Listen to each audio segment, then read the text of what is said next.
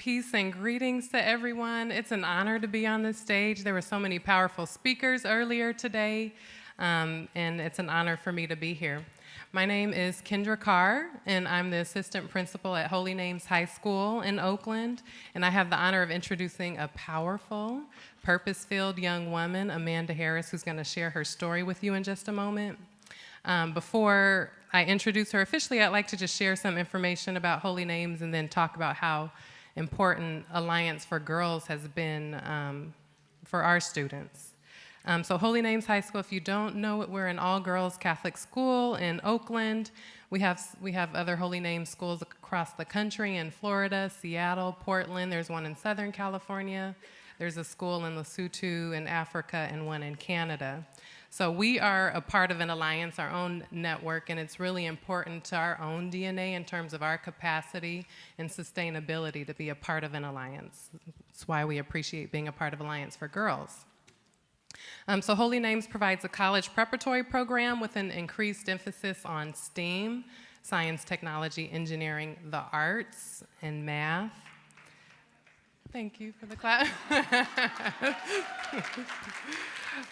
So the mission of Holy Names is to empower young women to recognize their personal agency, to make a difference in their own lives and communities. And our goal is to develop leaders committed to social justice and service. So just like all of you, like Ms. Jasmine we just heard, we have amazing girls with amazing visions for themselves in this world. And my hope really rests in this generation of young girls. So we have made some really important connections through Alliance for Girls, and the primary way this has happened has just been receiving the messages that probably all of you receive on the email listserv and through the newsletters.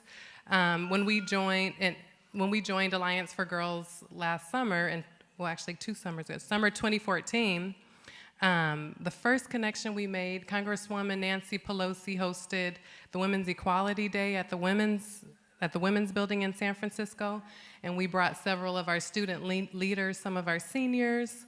They were taking government econ, so it really allowed them to take what they were learning in the classroom outside and apply it to what's really happening in the world around them. Our girls were so impressed by the speakers. The topics that day were equal pay for equal work, accessible, affordable child care, the strengthening of the Violence Against Women Act, the campaign for paid sick leave and comprehensive health care and family planning. And those students who I brought to that event are now in college, and they're majoring in women's studies, ethnic studies, political science, because they want to make a change. We also connected this year. We went to the Women's Human Rights Awards luncheon, put on by the San Francisco Commission on the Status of Women. Our Model United Nations students, once again, they're talking about these things in the classroom, and then they're going to hear from organizations who are actually doing the work. We also partnered with Fair Play Legal Aid Society. They created an informational video about Title IX that oh, hey, Kim, I didn't see you there. Kim came to our campus and worked with some of our student athletes to create that video. They used that during their trainings. She also allowed one of our students to shadow her. Our student wants to be an attorney. The Eva Gunther Foundation has generously made travel possible, summer programs, and other enrichment opportunities possible for our students for whom otherwise they wouldn't be able to participate in those sorts of activities. We've connected with a host of other organizations, the Bay Area Video Coalition, Camp Real, Girls Inc., Ignite, YWCA of Berkeley and Oakland. In order to support the full development of our students, we need these partnerships. We really do. These experiences matter. They make a difference in our girls' lives. And so we need not reinvent the wheel, and we will continue to tap into them. We've just scratched the surface. Even though I've listed like 10 organizations, we are continuing to make connections and build partnerships through the Alliance. So we're proud to be part of Alliance for Girls and proud to be a part of this movement. So it's my pleasure to introduce a young woman who's inspired me. She fills the halls of Holy Names with her optimism and joy and enthusiasm. She's resilient, bold, and unstoppable. So please help me show some love to Amanda Harris.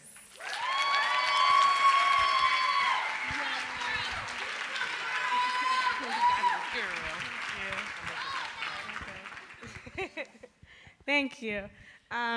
So you can see there's a photo over there.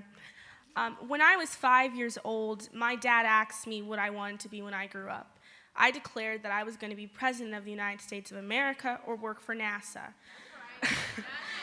I knew I wanted to do that. At the time, I was good at math, so I knew I wanted to pursue math and science in my career. I was really good at repetition and memorizing, which is all you really need when you're little and learning the basics. I felt smart and powerful, like I can do anything. When every couple years, my dad asks me again, what do you want to do in the future? Like, where did I want to go to college? What I wanted to have as a career? I remember in 4th grade, my answer changed. At that point, I started failing math, and I've grown frustrated with myself. I started to feel like I wasn't good enough, or I wasn't smart enough. In my mind, failing math in 4th grade meant I no longer could be president. So I had to do something that didn't require a lot of book smarts. So when he asked me, I said, I want to be an actress. Not to downplay the work of actresses, but in my mind, that was what I wanted to do with my life. After I took a couple acting classes and hated it, I was lost. I didn't know what my purpose or plan was anymore because I really wasn't good at anything. The period between my 5th grade and my sophomore year in high school was a weird time for me. I didn't have hobbies. I didn't like anything. I didn't know if I wanted to go to college. I didn't have any clear sense of direction. All too often, we force young girls to commit to something or find something they're good at young. We teach them that the only way to keep up with men is to start young and work hard. I felt overwhelmed during this period because I felt like I was falling behind. I wasn't meeting the quota I needed to meet. I didn't have any passions or hobbies.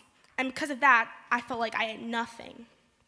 I remember saying things like, I'm not good enough, I'm not good at math, I can't act, I'm bad at memorizing lines, I'm not skinny enough to be a model. I had a laundry list of things I couldn't do.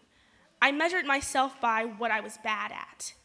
The sad reality is, all too often, young girls feel like this and just slip through the cracks because no one helps.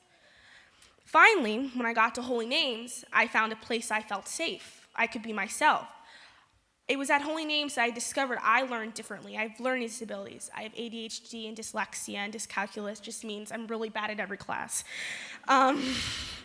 At Holy Names, there was a teacher, technology teacher called Miss Delapo, and I knew her from my elementary school. She took me under the wing and introduced me into tech. I found all these different educational apps that helped me study. They really helped me understand the material and how I learned. I started sharing these apps with teachers and the teachers that taught me. Ms. Delapo saw something in me and started taking me to Google conferences for education.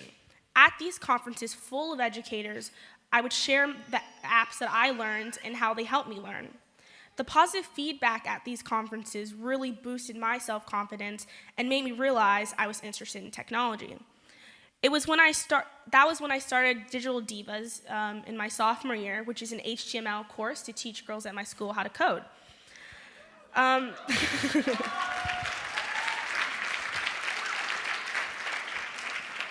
This past summer, I participated in a 7-week program for girls who code at Pixar Animation Studios with 19 other amazing girls that I'm lucky to call my friends.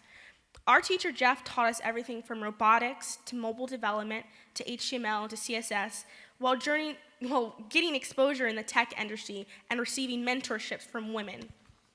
At Girls Who Code, I learned animation in the best place possible, and I became interested in user experience design, which is like how to create an app. I also got to work on many projects with my friends and attend hackathons, which are mostly ran by guys. Finally, for my final project, I created a game with my friends, Eli and Stacy, called Gap Jumper. Gap Jumper is a game to bring awareness to the inequalities of the gender gap for women that we face every day.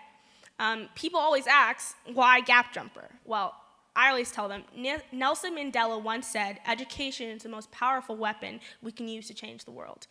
We wanted to create this game to educate people about the wage gap for women. In 2012, the median earning of American women working full-time year-round was $37,791. American men earned an income of $49,398. The gender gap has hovered about 77 cents on the dollar since 2007, which means it hasn't changed. Women start earning less than men at the age of 16. Why is this happening? Well, the wage gap for women is still happening because diversity is not a priority in the workplace. Women have played a key role in the economic growth and have the skills and mindsets that can change the world. Closing the gender gap can help have a more equal economy and society.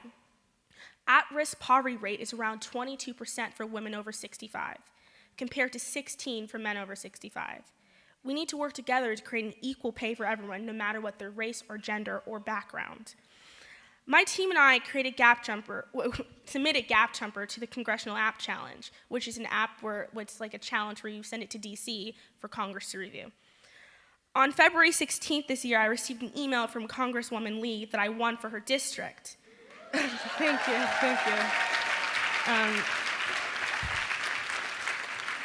On May 1st, we traveled to Washington, D.C. to attend the House of Code reception and lead a demo to all of Congress about our app.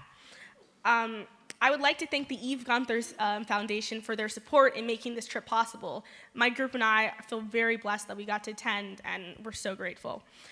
When we created Gap Jumper, it was never supposed to be about us. At the time, I feel frustrated because a lot of the attention we get surrounds the fact that teenage girls build a game, not the fact that it's about the wage gap. People come to us and say, it's amazing that a girl built this. And when we ask them if they know what it's about, they have no clue what the game is. I just spoke to my partners again about this, and we're frustrated because we wanted to raise awareness about the gender gap. We wanted to empower girls to keep working for equal rights. Now the attention I receive is taken away from an important social justice issue. Even still, what I do know, it is so important to get girls into computer science and make girls see we can do anything that a boy can do. We can create, we can code, and we can innovate. I've been blessed with the chance to participate in Girls Who Code, and it's opened so many new opportunities for me. I would like to close with a few thoughts. I was raised by my grandparents and my dad, and they all have a strong presence in my life. My dad was not good at school like me, and was in and out of doing certain things that weren't right, but he was a really hard worker. He knew he wanted to be a longshoreman when he was in high school, and he is now.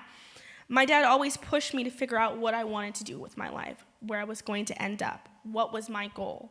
He's my hero. Men are girls' champions too. Now, when my dad asks me what I want to do when I grow up, I say, I want to code. I want to major in computer science in college.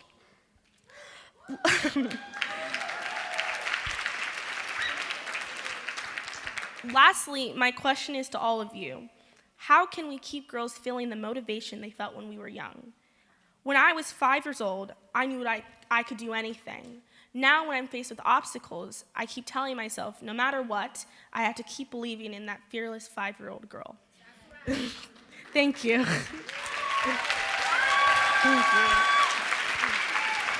Thank you.